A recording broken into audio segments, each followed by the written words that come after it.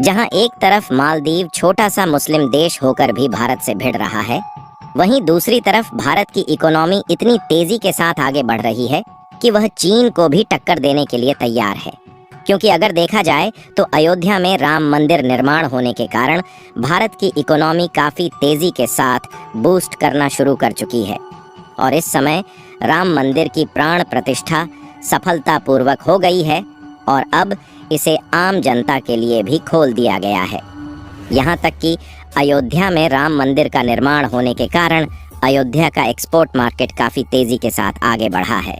आपको बता दें कि बिजनेस स्टैंडर्ड की एक रिपोर्ट के मुताबिक अयोध्या से एक्सपोर्ट होने वाले प्रोडक्ट में 150% की बढ़ोतरी देखी गई है, जिसमें कोयला, कई प्रकार के पेपर्स और आयुर्वेदिक दवाएं शामिल हैं। वैसे देखा जाए तो इन सब के एक्सपोर्ट में तभी से बढ़ोतरी देखी गई जब राम मंदिर का निर्माण कार्य चल रहा था, लेकिन इस समय राम मंदिर की प्राण प्रतिष्ठा हो गई है और यह आम जनता के लिए भी चालू कर दिया गया है। जानकारी के लिए बता दें कि राम मंदिर दुनिया का तीसरा सबसे बड़ा मंदिर है, लेकिन यहाँ की जो व्यवस्था है वह अन्य मंदिरों की अपेक्षा कहीं ज्यादा है। यानी कि कुल मिलाकर राम मंदिर के कारण अयोध्या में एक बड़ी मात्रा में टूरिस्ट आने वाले हैं और इन टूरिस्ट को जो वीआईपी सुविधा देने के लिए व्यवस्था बनाई गई है, उससे भारत की इकोनॉमी में एक बहुत बड़ा योगदान होने वाला है। और जिस तेजी के साथ भारत की इकोनॉमी बढ़ना शुरू हुई है, उसे चीन भी जल्द ही पीछे हटने वाला है। और मालदीव, जो कि छोटा सा देश होकर भी भारत के बजाय चीन के साथ हाथ मिला लिया है, अब मालदीव को चीन से लेने की बजाय देने पड़ सकते हैं।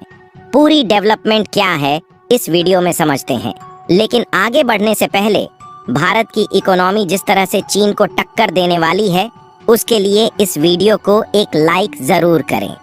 इसी तरह और भी नॉलेजेबल वीडियो के लिए चैनल को सब्सक्राइब जरूर करें। असल में हुआ ये है कि अयोध्या में राम मंदिर बन जाने के कारण अयोध्या के एक्सपोर्ट मार्केट में तेजी से उछाल देखने को मिल रहा है।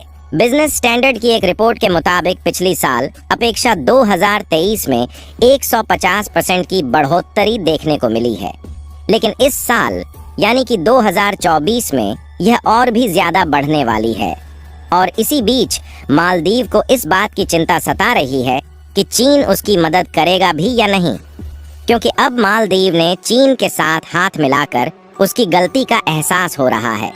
मालदीव ये सोच रहा था कि चीन के साथ हाथ मिलाकर भारत से दुश्मनी कर लेगा तो चीन उसकी हमेशा मदद करता रहेगा, लेकिन मालदीव ने चीन के साथ हाथ मिलाकर जो गलती करी है उसका अंजाम अब खुद ही भुगतने वाला है।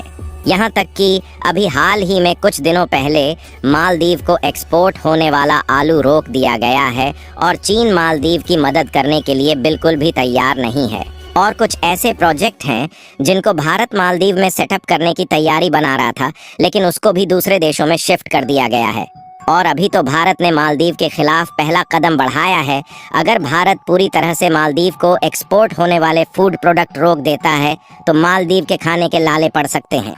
जहां एक तरफ भारत लक्षद्वीप को अच्छा टूरिस्ट सेक्टर बनाने के लिए भारी मात्रा में इन्वेस्ट कर रहा है, जिसमें इजराइल ने भी वाटर रिफाइनिंग इंफ्रास्ट्रक्चर को तैयार करना शुरू कर दिया है, वहीं दूसरी तरफ भारत के अयोध्या में राम मंदिर का निर्माण कार्य पूरा हो चुका है। यानी कि देखा जाए तो केवल टूरिस्ट इंडस्ट्री से ही भारत की इकोनॉमी में एक बहुत बड़ा उछाल आने वाला है। और चीन भले ही एक मजबूत अर्थव्यवस्था वाला देश है, लेकिन फिर भी जल्द ही भारत से पीछे हटने वाला है। बीते एक साल में विभिन्न क्षेत्रों में केवल अयोध्या से 254 करोड़ रुपए की वस्तुओं का एक्सपोर्ट किया गया है, जबकि इससे पहले साल 2022 में अयोध्या से 110 करोड़ रुपए का ही एक्सपोर्ट हुआ है। इस तरह साल 2023 में अयोध्या से होने वाले एक्सपोर्ट में 150% का इजाफा दर्ज किया गया है। यूएमसीआई यानी कि union ministry of commerce and industry का मानना है कि अयोध्या से होने वाला एक्सपोर्ट लगातार बढ़ रहा है और इस साल यानी कि 2024 में यह और भी ज्यादा तेजी के साथ बढ़ने वाला है। और अभी तक अयोध्या से होने वाले एक्सपोर्ट को देखा जाए तो उसमें सबसे ज्यादा मात्रा कोयला की है, जहां लगभग केवल अयोध्या से ही 110 करोड़ रुपए का कोयला विदेशों में एक्सपोर्ट किया गया है। और कमाल की बात यह है कि इन कोयले को ज्यादातर भारत के पड़ोसी देशों में ही एक्सपोर्ट किया गया है। और इन देशों के साथ भारत ने ऑलरेडी FTA यानी कि फ्री ट्रेड एग्रीमेंट साइन किया हुआ है, जिससे एक्सपोर्ट ड्यूटी पे नहीं करना होता है। इन देशों में नेपाल, बांग्लादेश और भूटान जैसे देश शामिल हैं, जिनको भारत भारी मात्रा में कोयले का एक्सपोर्ट करता है। अगर पिछले साल का डेटा देखा जाए तो भारत ने एक साल में 1.1 मिलियन टन कोयल का एक्सपोर्ट किया है, जिसकी टोटल वैल्यू $565 बिलियन के करीब है। यानी कि आप देख सकते हैं कि भारत केवल कोयले का एक्सपोर्ट करके एक बड़ी मात्रा में प्रॉफिट जनरेट करता है। और जिस तरह से भारत की इकोनॉमी तेजी के साथ आगे बढ़ रही है, वैसे वैसे मालदीव को भारत से दुश्मनी लेने का पछतावा हो रहा है। और भले ही मालदीव के राष्ट्रपति मोहम्मद मुइज्जू ने चीन के साथ हाथ मिला लिया है, लेकिन अब उनको भी इस बात का अंदाजा हो चुका है कि उन्होंने कितनी बड़ी गलती की है।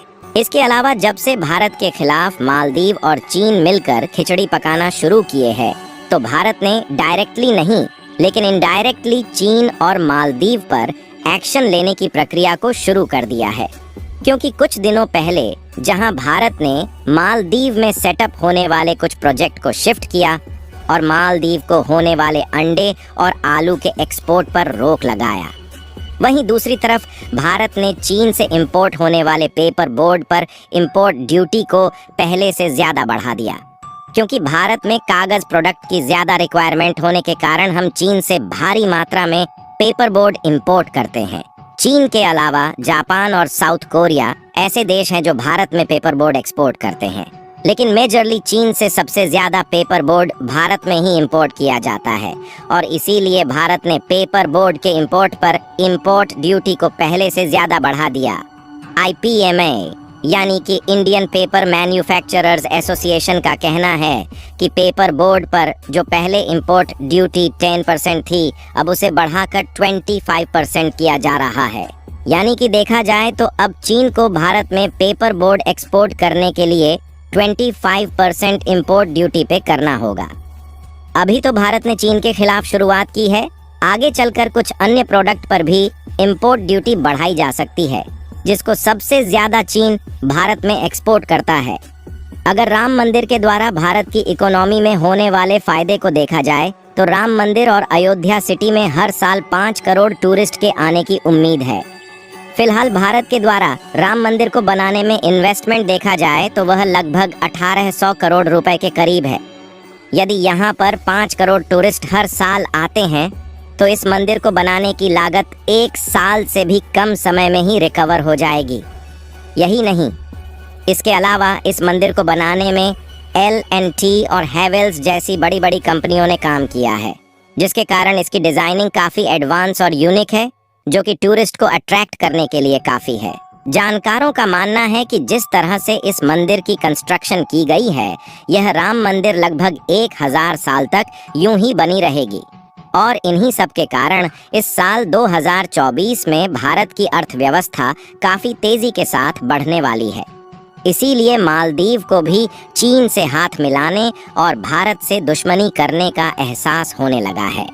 बाकी आपको क्या लगता है कि भारत जिस तेजी के साथ आगे बढ़ रहा है, वह चीन को टक्कर दे पाएगा या नहीं? अपनी राय कमेंट में जरूर बताएं। भारत की इकोनॉमी में राम मंदिर का एक बहुत बड़ा योगदान होने जा रहा है। इसके लिए इस वीडियो को एक लाइक जरूर करें, साथ ही अपने मित्रों तक इस वीडियो को शेयर करें ताकि उन्हें भी जानकारी मिल सके। इसी तरह और भी नॉलेजेबल वीडियो देखने के लिए चैनल को सब्सक्राइब करके बेल नोटिफिकेशन को ऑल पर जरूर रखें।